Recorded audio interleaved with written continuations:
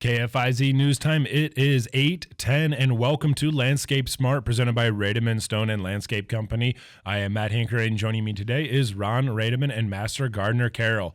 Phone lines are open for any and all of your landscaping and gardening questions, so give us a call at 923-1450 or 1-888-900-1450. If you can't give us a call, shoot us an email with your question at kfizstudio@gmail.com. Ron, Carol, good morning on this unseasonably warm and dry Saturday morning here as we approach October. It is dry and it is warm, but all that dew in the morning, you can't go out and do anything till 9 o'clock. You're right, yeah. Which is discouraging compared to summer, because I like to be out there about 6 in the morning, and then you can work till 9, and it's wonderful. And now it's just so wet. Yeah, everything's wet. Yep. Well, we can't have it all. The sun just doesn't. It comes up late at this time Yep. of year. That dew is there in the summer too, but it's there at 4 o'clock, and burned off by. And by the time people get out 6. and about at 6, then it's pretty well gone already. So, I tell you what, actually, it looks like our phone lines have already lit up here early, so I'm going to actually turn us to the phone lines. Wonderful. Yeah, absolutely. You're on Landscape Smart with Carol and Ron. Go ahead with your name and question. Good morning. Morning. My question is, I have a climbing rose. Didn't do much for years. Well, I've had it for 20 years. Anyhow, I let it go this summer. I didn't do a thing to it. The thing is 8 feet plus. It just went nuts. And I'm just curious, how do I trim that thing back? Just, you don't trim it like a hedge, I would imagine. I mean, the thing, like I say, it's 8 to 9 feet tall. And the other thing is, can I start doing my hostas? I know there's a point where they get kind of really mushy when you want to trim them. So can I get on those things right away also? well, I don't think you'd hurt anything, especially with hosta. I mean, it's a little premature, but it's a lot easier, like you said, to clean them up now than you wait another couple weeks after it freezes, and then it's kind of mushy and Way mushy. yeah. We had that same, that same question 2 weeks ago, I think, and then it seemed early to be doing it, but now I don't think so. Yeah, we're into, this week we're into October now, and although it doesn't seem like October yet. And on the rose, Bob, there, what you want to do is, and if you listen before the show started, we got off to such an early spring this year. The growing season started already in late April this year, instead of where they said no temperatures, high temperatures below 60 back on May 2nd was the last time.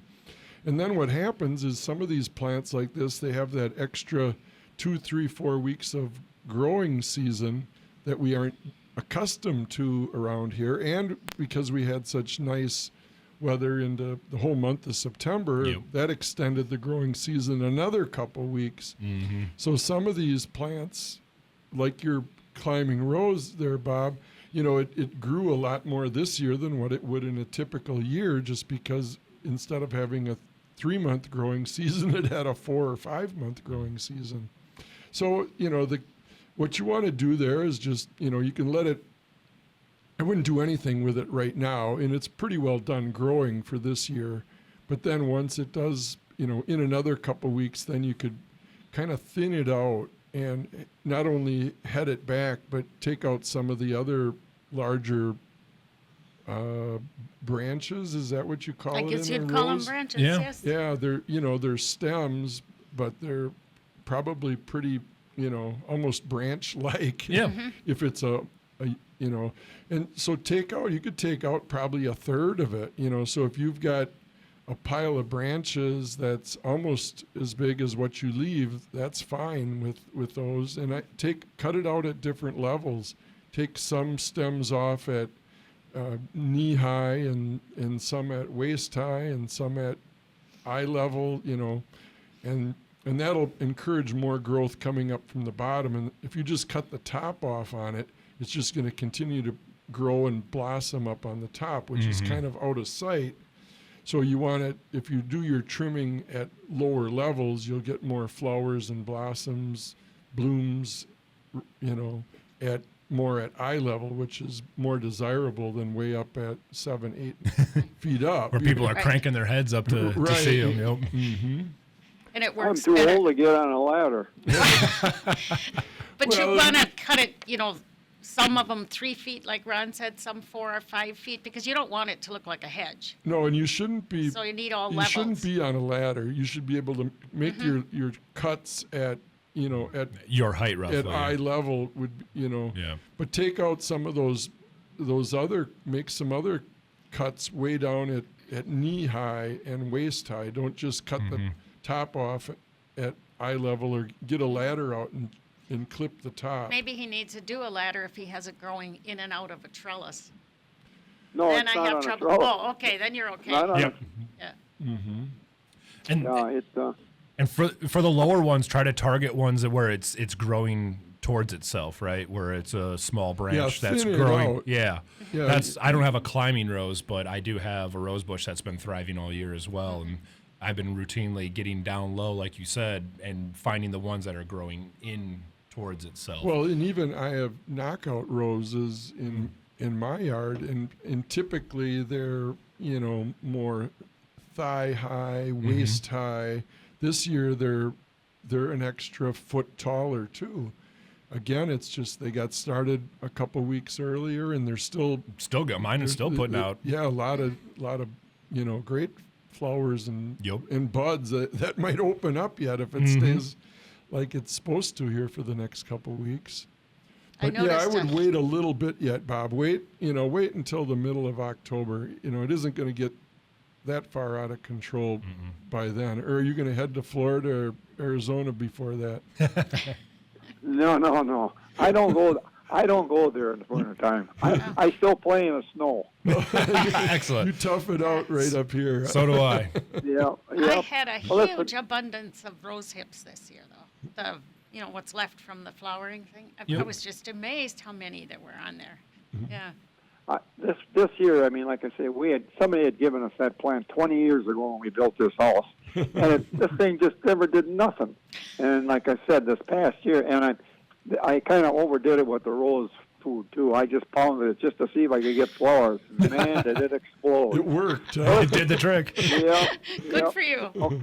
I'll let you go. Thank you so All much. right. guys. Thank you. Yep. Bye. Bye. I had forgotten he said it hadn't grown well other years because mine just took off, and every year I have to cut it way back. Yeah, mine has been my rose. Again, not a climbing rose, but nonetheless, it's been incredibly active. I tell you what, though, we're going to keep it on right here on the phone lines as they're rolling in. So you're on Landscape Smart with Ron and Carol. Go ahead with your question and name. I want to ask about roses. Excellent. That's what we're on. Yep. I am going to be moving in 3 weeks. Can I take my rose with me? It's a climbing rose. Okay. Yeah, you'd be okay. I mean, typically we'd like to transplant roses in spring, but if this is your opportunity, I'd wait a couple weeks again. So and I know you got a lot to do the last day before you move. Yeah. But if you can wait a couple Saturdays, maybe not this weekend or next weekend, wait till the following week, and then you can dig it out, try to get as much of the root system as you can, and even if it's semi-bare root, it would still be okay. And then you're going to have to just cut the top way back. You shouldn't have any stems probably more than knee high at the very most.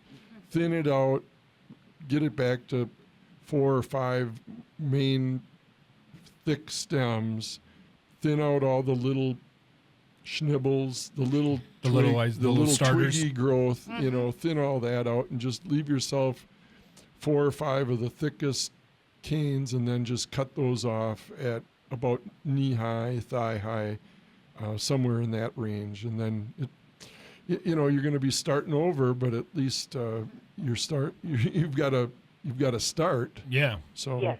Yes. And of course, Okay. when you get it in there, then sprinkle some either potting mix or shredded dirt or something so that you don't end up with any air pockets. and water it and wait a day and water it again and wait a day and water it again, and then you'll eliminate those air pockets. And I would mulch it heavily, put Okay. 6 or 8 inches, kind of make a almost go maybe 3 feet across and 8 or 10 or 12 inches deep. Just kind of almost smother it with Really insulate it bark out. mulch. It'll just insulate it here over the winter, so it's not freezing and thawing. And of course, then Okay. come spring, you're gonna have to clean all that bark back out of there. But Spread it around. Yes. but that would be good for it, because what you don't want it to do is freeze and thaw. It'll gradually, with all that mulch around it, it'll gradually freeze into December and January, probably. Last year it wouldn't have. Right. Wouldn't have froze at all. But Yes. but typically it would freeze in, and then with that added mulch, it isn't thawing out already in February and thinking it's got to grow. So Okay. Oh, thank you so much for your help. so yeah, Not a problem. Then call us back in Yeah. in May and tell us how it worked. Hopefully let us know how it went. Let's hope you have a happy place for it to go to. Yes, a nice, good location. Yes. All right, I tell you what, this is kind of nice. The phone lines are lighting up, so don't go anywhere, folks. If you have any questions, give us a call at 923-1450 or 1-888-900-1450. Ron, I assume. Yeah, we got so busy on the phone I know. right off the bat. So yeah, Rademann's is open today. As far as I know, you can probably still get a delivery. Be a great week to get some things done around the yard here. It's a lot more fun doing it at this type of weather than what's coming.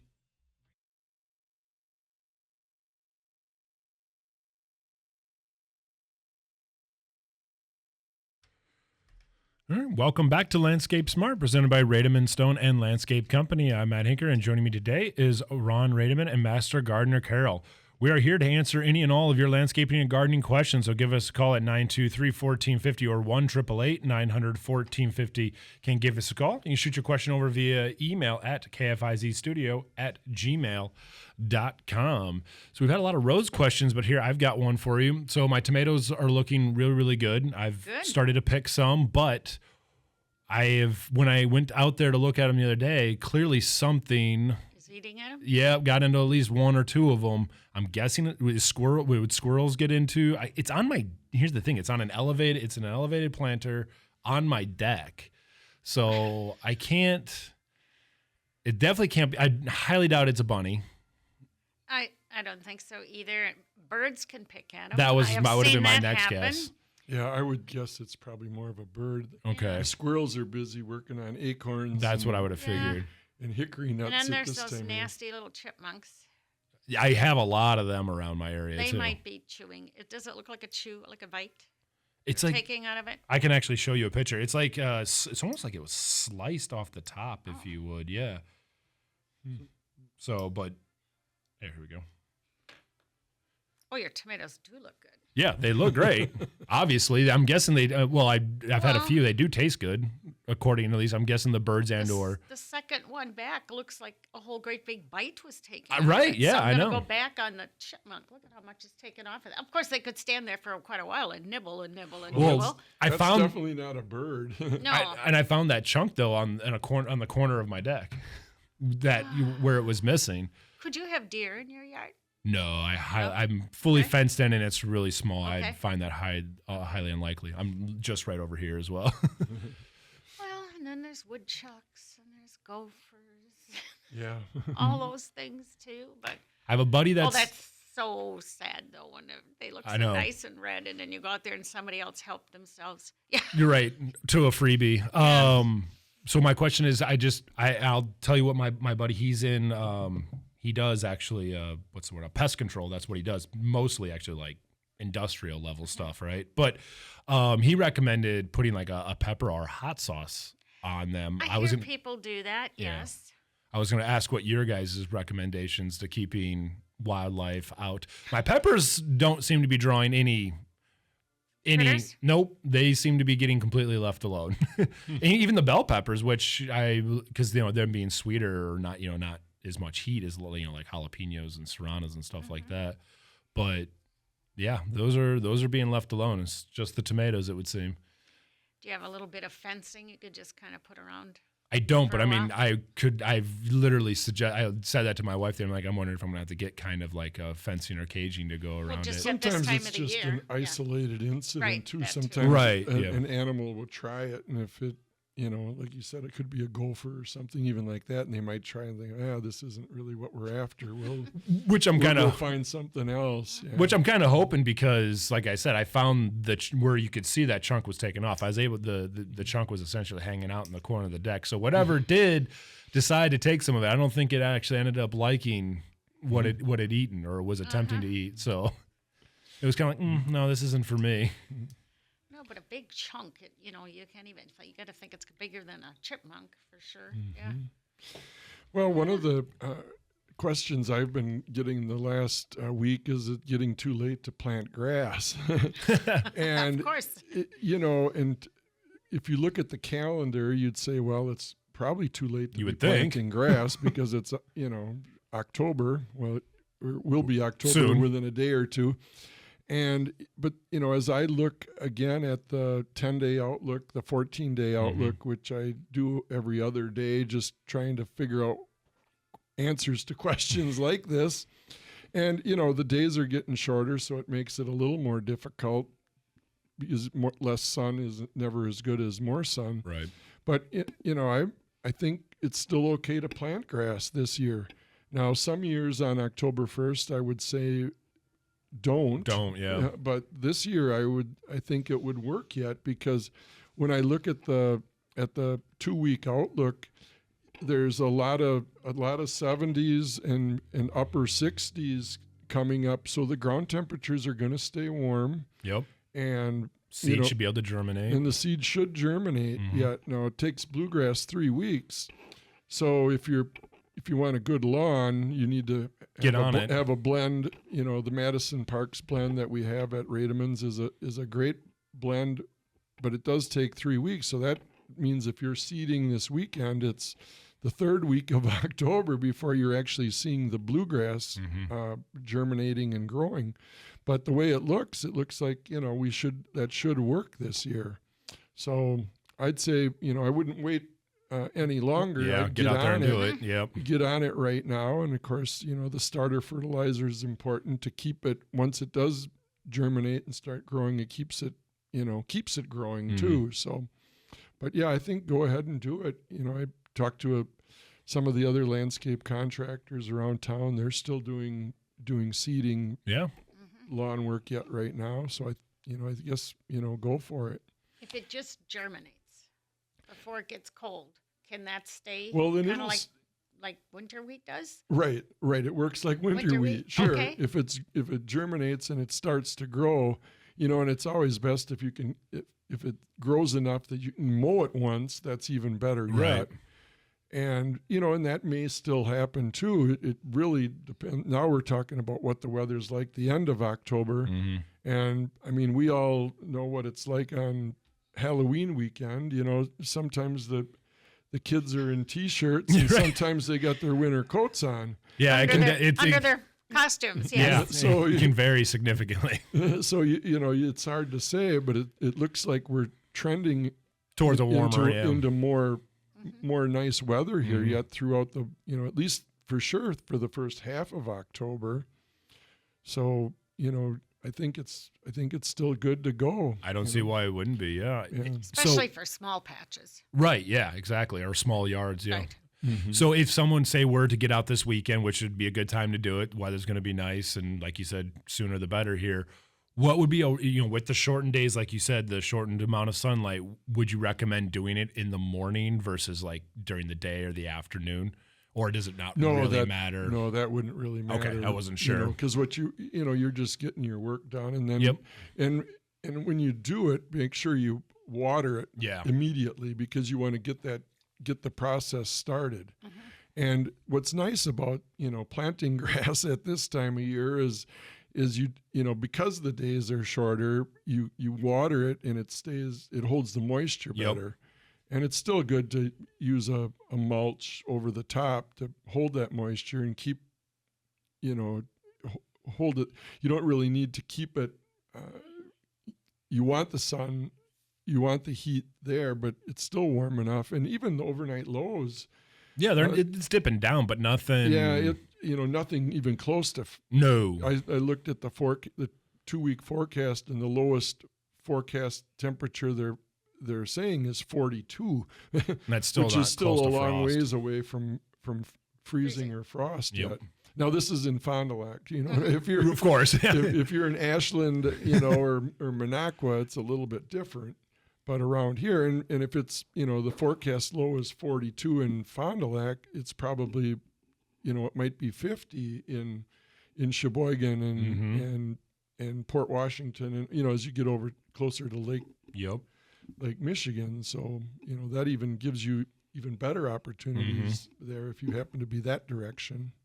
So to maybe piggyback off of one of our original callers who wants to move her roses to her new house here in a couple weeks, would you recommend also, if you wanted to divide or move any plants out, is this a good time to do that right now, especially with the warmer conditions? Or would you say hold off until spring?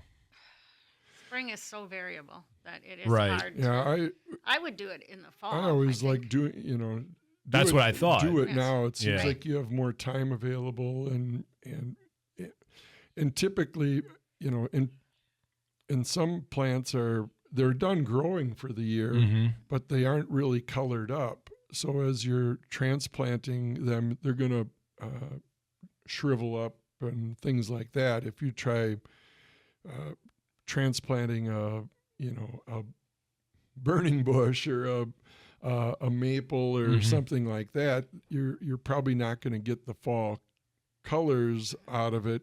It'll more shrivel up and drop its leaves, but it's also late enough in the season where it isn't going to try to start growing new leaves, and that's the key. You don't want it to do that. And you don't want to move the whole big bush because that's futile. You may as well cut almost everything off of it and then move it. Yes. And if you have the time, though, it wouldn't hurt to wait a couple weeks yet. But, once we get into, past October 10th, then you kind of want to get on it and do it, because you start waiting another week and pretty soon the weather starts going against you. Right. And That's true. You've got a nice week to do it in here, but maybe if it stays another week or two like that, you're going to be watering for a long time. Right. You'd be watering less. And you're still If you waited a little bit longer. Well, yes. and if you're doing it now or early October, what's nice is the ground temperatures are still warm enough, so it does get re-rooted here yet, even though the top is finished growing. Right. The roots will still grow as long as the ground temperatures stay warm. Which is what. So that's why we always say put a thick layer of mulch on there. If you're transplanting something, typically a couple inches of mulch is enough. But if you're transplanting something, make that circle a little bigger and thicker. Put it in a little twice as thick or 3 times as thick to keep those ground temperatures warmer and keep those roots growing longer here yet at this time of year. It helps really fortify it. Yep. And you get sick of hearing it, but water. And especially when you're transplanting, because you want to make sure there's no air pockets in there. And also, that water is important to keep it growing, to keep those roots growing. Right. So. All right. I'll tell you what, we will step away and we will take our second break here. You're listening to Landscape Smart, presented by Rademann Stone and Landscape Company. So, yeah, Rademann's is open today. You can stop on out. Open till noon today. We're just 3 miles south of Fond du Lac, and then just exit off. We're east of Highway 41 by about 1/10 of a mile right there at the crest of the hill on County Trunk B. Ready till 4:30.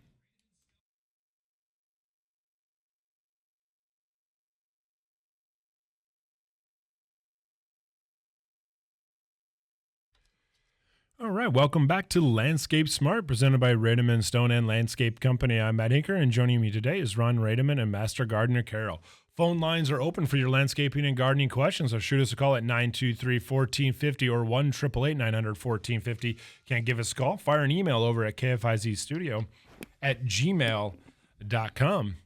And I know we've kind of talked about it a little bit already, Ron, but I'm not seeing much in the way of fall colors, and I'm certainly not seeing any currently on much of anything that's growing at my house, including my old maple, which is still very much green at the moment. Well, and it's kind of it's an interesting year for fall color because typically we'll have it was really dry in August and September, and when it comes to fall color or trees, so what happened, and it's been warm throughout the whole month of September really, and again we haven't had a frost, we haven't had even any cooler, not even a hint or even getting near it. And so what's kind of happening is the larger trees with the deeper root systems, so your larger trees or your oaks, things like that have a deeper root system where they're still finding moisture way down there. They're still green as can be. And on the other hand, the younger trees that have maybe been planted in the last 10 years or 15 years even, or because they don't have as deep of a root system, what happened there is if you didn't water them at all, it dried out in that area, so they kind of shut down a little bit earlier than normal, so they stopped growing because of the dry conditions in August already. Whereas if we have a wet August, they continue to they'll grow throughout the month of August and into September even, where if we have a dry August and a dry September, they shut down, they stop growing. So that's why as you drive around town, you can tell, if it's a younger tree and they watered it, it's green as can be yet, or just the beginnings of fall color. But if it wasn't watered, it's probably lost a lot of its leaves or most of its leaves, or it's colored up, to a point where it's pretty well finished. And, we're not going to get a real good, I don't think we're going to get real good fall color this year. Fall color is assisted by, some sharp, colder temperatures that kind of, put trees into autumn. But this year, because they're growing, they're still growing, and then it's going to swing the other way and get cold. I'm afraid we're not going to really see them go through a good cycle of typical fall color. Now, every area is a little bit different, and as you still drive through Kettle Moraine and the wooded, where it's in the woods, let's just say, it's a lot different than as you drive around town and look at street trees. I was going to mention that because when you have terrace trees, every other tree is almost being tended by somebody else. There's got to be a vast difference in them closing down and being watered. Yes, I never thought about that. Yeah, because some people, water their terrace tree or water their trees in their front yard, and then the next person doesn't. So as you drive around, through communities, you see like soup to nuts, there. And, some trees have, they've lost their leaves, and it's not necessarily good. You put your tree in stress. If you've got an autumn blaze maple and you didn't water it and it doesn't have any leaves anymore, you're running the risk of frost cracks, and, so it probably still would, even though there's no leaves on it now, you might still want to go out and water it. It's not too late. Better late than never, let's just say. Right. Because, you put these trees into stress going into winter, and, trees that have lost all their leaves already are that's not necessarily good for them. So, I guess if you didn't water them back in end of July, August, early September, you're probably not going to water them now. But, anybody that, but sometimes people are on vacation for a few weeks and things like that too. And there's reasons for it. But those are going to be the people that call up and question how come I got a crack on, I had another guy that stopped into Rademann's here this past week, And we had transplanted a tree in his yard about, maybe 10 years ago now. And he stopped in, he says, it's got a big split on it. And I said, well, that's odd. Why would a tree and this was a 30-foot tree back then. It's 35, 40 feet, right. and maybe, about 12 inches in diameter, 15 inches, it's a bigger tree Good already. sized tree, yep. So how come it frost cracked now, or cracked on, has a split? Well, what he did was he put curbing around it. So we put the curbing around it, and then he put mulch around it, which was good. And of course the mulch degraded, and which it does in a couple of years. And then he put some more mulch around it, and it degraded in a couple of years, and he put some more mulch around it.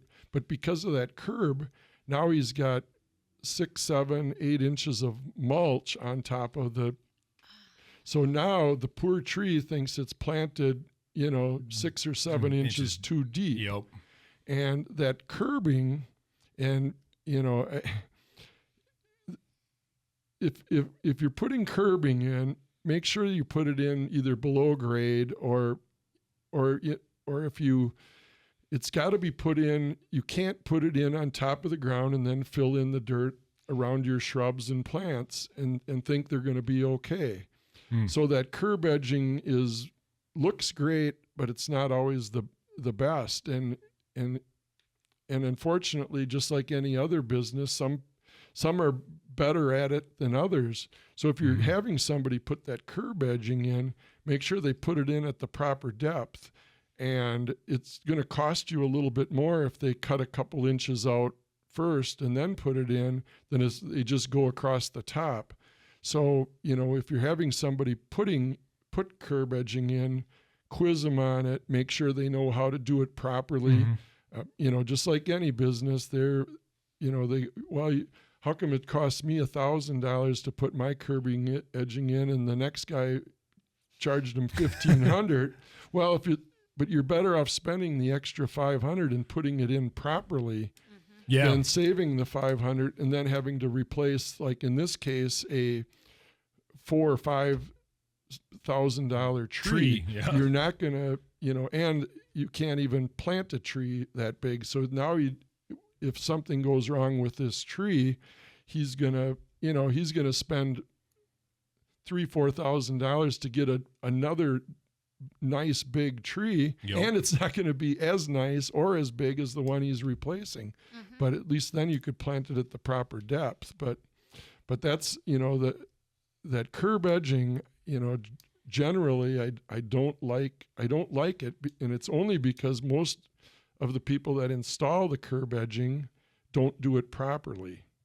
So now if you're putting curb edging around a new home, it works better because you can put your curb edging in or get it to the proper grade and then plant your plants and do that. But if you put it around an existing tree, you got to and everybody says, I don't want to cut a couple inches out, you're cutting roots off. Well, you're better off cutting those, that's like you and I donating blood.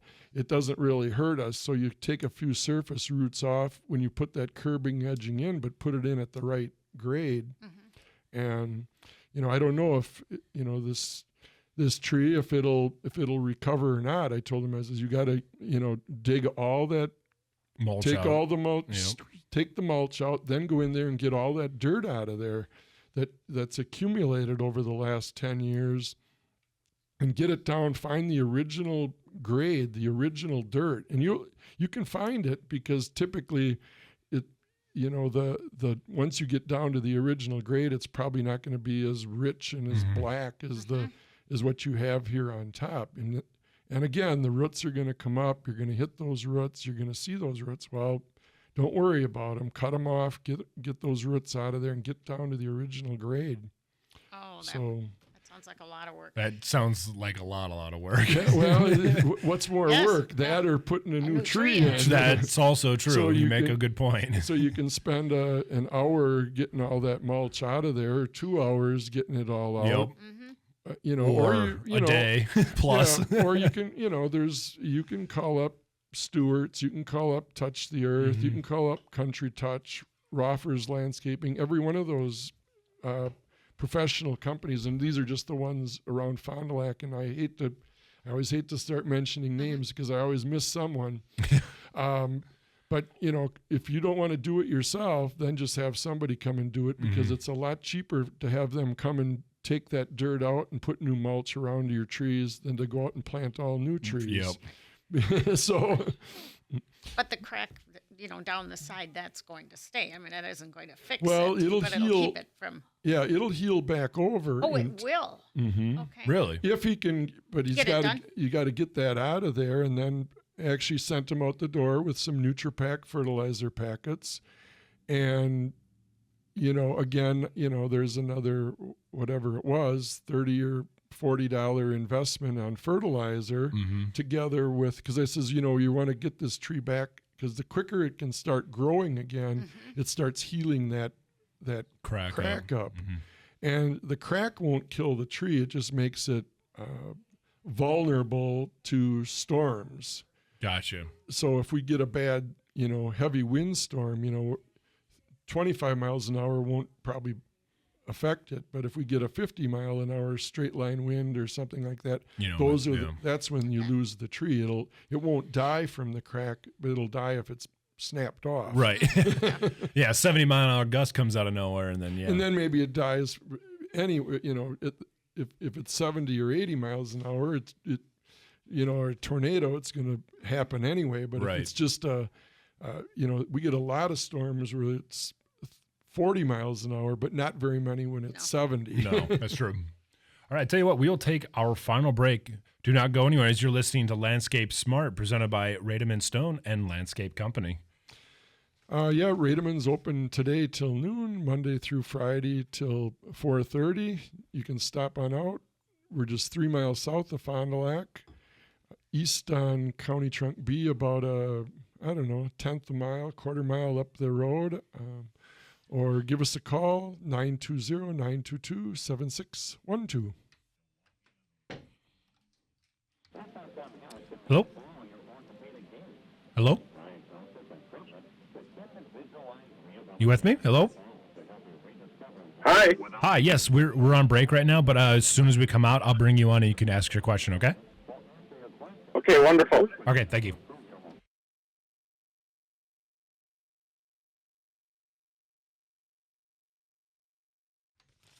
All right, welcome back to the final segment of Landscape Smart, presented by Rademann Stone and Landscape Company. Joining me today is Master Gardener Carol and Ron Rademann. Phone lines are open for your landscaping and gardening questions, 923-1450 or 1-888-900-1450, or you can shoot us an email at kfizstudio@gmail.com. And speaking of the phone lines, we're going to actually turn right to the phone lines. You're on with Ron and Carol. Go ahead with your name and question. Hey, Ron, Randy here. Walking through my yard, and my shoes get this rusty color on them. And so what is that? Well, it's actually a fungus. Rust is what it's kind of commonly known as, and it's on the blades of grass, and it's mostly, because of the dew, like Carol said, we've had all this heavy dew. Yeah. And it doesn't really hurt anything. You don't really need to spray a fungicide or anything on it. It seldom really hurts the grass as much as it's just annoying because, like you said, then you starts turning your shoes red. Your shoes a real pretty orange. But I guess you can a couple things. Start mowing a little shorter. That kind of helps a little bit. You have to be a little bit careful yet because we're still going to get some, a lot of hot, pretty warm weather here for the next couple weeks. Plenty of sun too with it. So, but a shorter blade would actually, benefit, or dries out a little bit quicker, and that way you have less rust. But there's really nothing to worry about. And that was my follow-up. My follow-up question is, when should one lower the mowing? Because right now I'm mowing at about 3.5 inches is my mower deck. I think that's where I'm at as well. Yeah. When should I? Yeah, when should one lower it? Well, and typically by this time of year you should have lowered it because it's we're supposed to be getting cooler temperatures. We're supposed to be getting more moisture and rain and things Supposed like to that.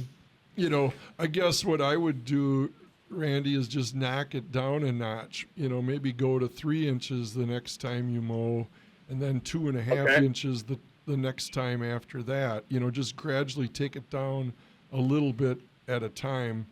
And that's why you're getting more and more of that rust, because at 3.5 inches you're holding, it's holding a lot of dew. And so that will definitely help that problem, let's just say. But yeah, and what? Go ahead. Yeah, go and, on. and I have one more question. Sure. I noticed on the trunks of some trees in our yard, it's got this, oh gosh, I don't know how to explain it. It's kind of like a green, it almost looks, I don't know if I want to say a mold. Uh-huh. Yeah. It's like it builds up a little bit, and I don't know what that is. And I've noticed on several trees. Yeah, and that I could take the water hose and it'll pop off. Yeah, it is. It's just like a fungus that's growing on the bark. And what happens is as trees get older and older and older, obviously there's a bigger canopy there. There's less sunlight that hits those areas, and then it just starts building up. And if you're in or if you have other trees close by, they're shaded. It doesn't really hurt anything. I always kind of, welcome it to a certain extent, because to me, on younger trees, it kind of helps protect their bark a little bit from sun scald and different things like that. So I think of it as a benefit. A lot of people don't like it. And like you said, you can take your hand and rub it off. Right. Don't use sandpaper or anything like that. It's more beneficial than damaging the tree. Right. But you could like you said, and I wouldn't use like a power washer or anything like that, because again, then you're damaging the bark. The bark. Now, if you're spraying it off with a jet stream on a garden hose, that's okay. You aren't going to create a problem there, but I always think it's kind of pretty. yeah, I mean, it has a nice pattern. It swirls around, and yeah. And some trees are more susceptible, and some are. It's more localized. Some yards,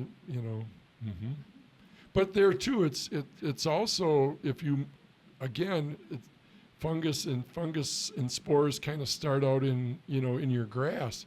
So people that have, if you mow your lawn shorter, you're going to probably have less of that too. Where if you leave your lawn a little longer, then you have more of those type of things.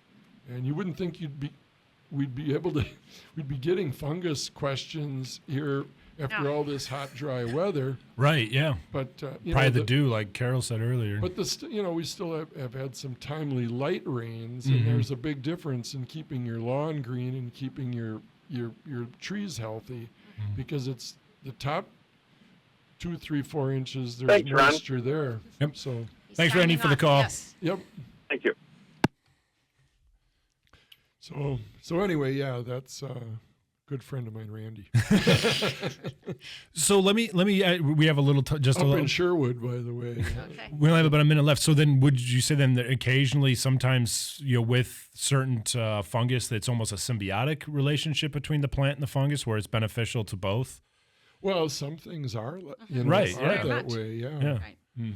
So it's always worth investigating and making sure that it isn't actually something, like you said, beneficial actually to the plant potentially. So they're playing our song, folks. Playing our song. Well, that's about it. Rademann's open today until noon, Monday through Friday till 4:30. You can stop on out. We're just 3 miles south of Fond du Lac, off County B to the east, on your way to Kelly's Creamery. Get a little Always a plug good in stop, for yeah. the neighbor. Two good things in a row. That's what I'm saying. Yeah, a lot going on out at Kelly's Creamery at this time of year. So, All right, Ron, Carol, thank you so much for swinging out.